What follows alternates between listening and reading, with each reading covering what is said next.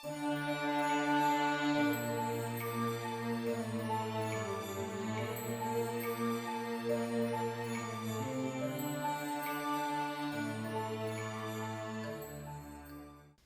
there, folks. This is Deckard Spade, and today we're going to be talking about Starbound. This is going to be a bit of a lighter episode because the content of Starbound is largely what you make of it. And for the purposes of this review, I'll be trying to stick to the main material from the game. While I did use the Pony mod pack from the community website, it largely did not affect my experience of the game, and it generally sticks to its core experience. Now then, Starbound. How can you describe Starbound? A lazy person could say something like, it's a Metroidvania game. And well, they wouldn't be wrong, but from a reviewer standpoint, it's just lazy. Starbound is more of a crafting and exploration game based in a 2D environment that calls for platforming and boss fighting. In most cases, there is a quest-based system that they've inserted into the game. And in most cases, it means find and build the thing from this environment to move on. Sprinkled in there are missions, which are really just challenge maps and boss fights. And aside from this, other people will say, well, the game wasn't built for just the quests, it's made for creativity. This isn't wrong either. The creative aspect of the game is something that draws a lot of people in. However, at this point, in order to get certain materials, you have to get to certain planets and environments. And to do that, you have to quest. Now, the game has a lot going for it when it comes to creating weapons, armor, and even crafting new environments for yourself out of the ones that you have. But the game suffers from one big flaw: repetitiveness. Now, before you bite my head off, let me explain. Number 1, the races don't matter. You can go to the character select and there's a number of different races. From humans to Nova Kids, you can create all different kinds of characters. And every one of the races that you see has its own background.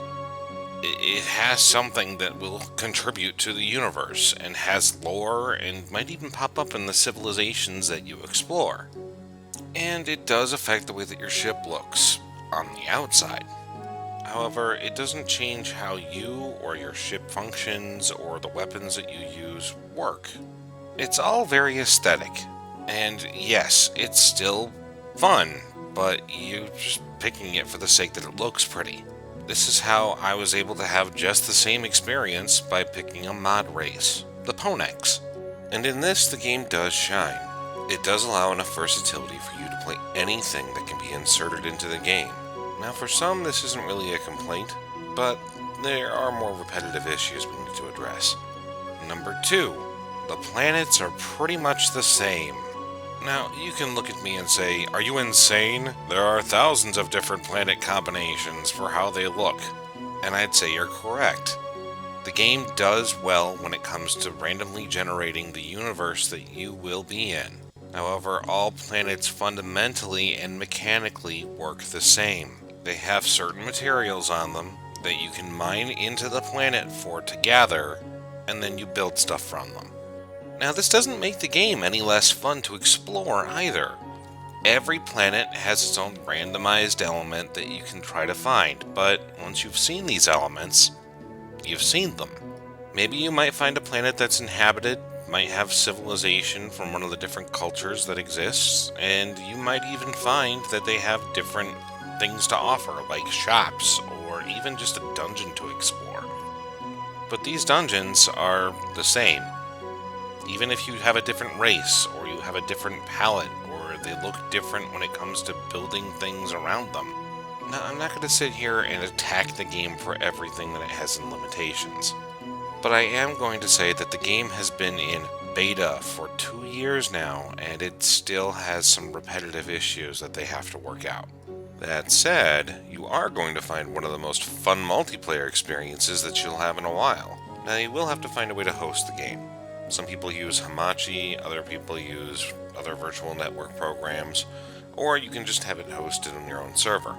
Once that's done, you're able to team up with your friends. This means you can join the same party, go after missions and boss fights together, or just relax and build in whatever environments you share. Overall, the experience is vastly improved while playing with friends. This has been Deckard Spade, and thanks again for staying a while to listen.